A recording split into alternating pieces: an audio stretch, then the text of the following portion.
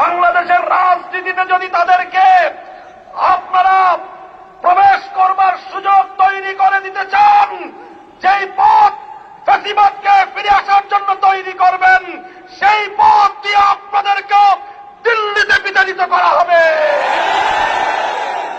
তৃতীয় কথা আমাদের পরিষ্কার, শরীফ ওসমান হাদী সহ প্রতিটি হত্যাকাণ্ডের বিচার করতে হবে। জুলাই বিপ্লবের আকাঙ্ক্ষা বাস্তবায়ন করতে হবে।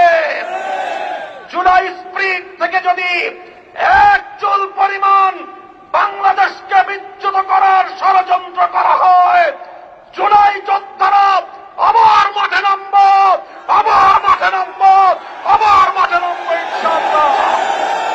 সকলকে ঐক্য এবং সংহত মজবুত করার, আগামী দিনে দেশের মানুষের হাত এবং ভোটের ন্যায্য অধিকার বাস্তবায়নের লক্ষ্যে চলমান এই সংগ্রামকে মজবুত এবং সংহত রাখার উদাত্ত আহ্বান জানাই।